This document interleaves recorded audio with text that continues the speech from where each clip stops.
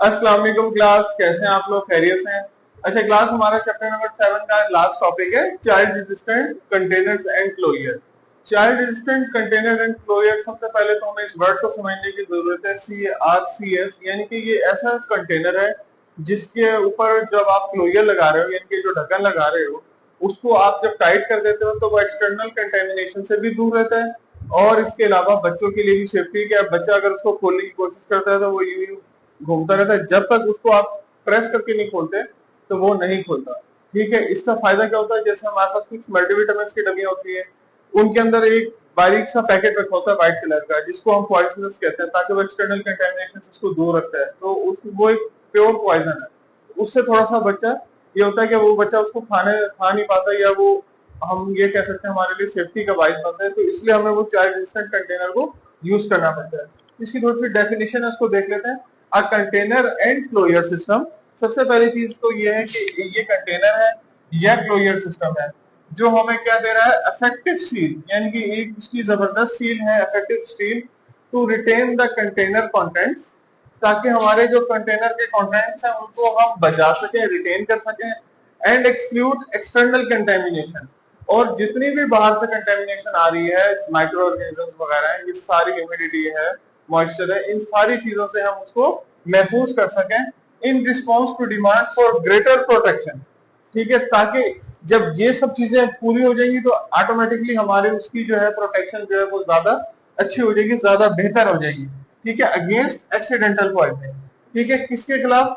यानी कि खुदा ना खास्ता किसी भी किस्म की एक्सीडेंटल पॉइजनिंग हो जाए, या कोई उसमें से वो चीज निकाल कर बच्चा यूज कर ले, तो वो एक्सीडेंटल पॉइजनिंग से बचने के लिए हमें इसको जो कंटेनर का यूज करना है, इसका नाम है child resistance container and closure, CRCS। ठीक है, इसमें एक और चीज मैं बता दूं, हम अभी आगे डिस्कस करते हैं कि इसके अंदर ना जब आप प्रेस करते हैं ना, क्लिक क्लॉक साउंड प्रोड्यूस होता है।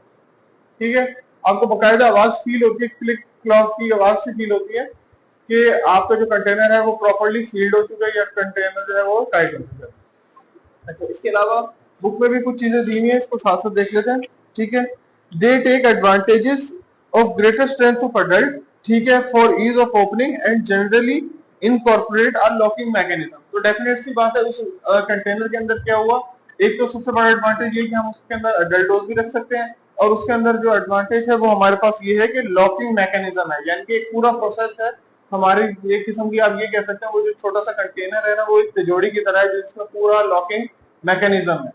अच्छा, the commonly consist of a glass और अ प्लास्टिक वायल और a bottle with a specially design closure. ठीक है, इसमें मोस्टली कॉमनली क्या है कि ग्लास वायल की भी हो सकती है, या बॉटल हो सकती है, या फिर हम कुछ स्पेशली डिजाइन कर सकते हैं क्लोजर को। ठीक है, for example palm and turn tablet, जैसे पाम एंड टर्न टैबलेट्स हो सकती हैं, एग कैप्सूल्स हो सकते हैं, is replaced by pressing down on the lid and palm on the other hand and turning at the same time। ठीक है, ये हमारे हिस्से का पाम होता है, यानी कि इसको रखा और यूं किया तो ये बंद हो गया, और उसके बाद दोबारा इसको इसी एंगल से वापस किया तो ये ओपन हो गया। ठीक है, the closure is common use with dispensed medicine are snap safe closure and push down turn click lock closure. ठीक है, तो इसको क्या आपको बता रहा है कि आपको यानी कि पावरफुल ये हो गया, सेफ एंड साउंड बिल्कुल आपका ये कंटेनर है। और उसके बाद जब आप इसको अपने पाम से यूज करते हैं और लॉक की तरफ जाते हैं तो आपको आवाज आती है क्लिक लॉक की, तो उससे हमारा जो ये है कंटेनर जो है वो सेफ्टी की तरफ चले जाता है, या इससे हम एक्सीडेंटल पॉइजनिंग से भी बच सकते हैं।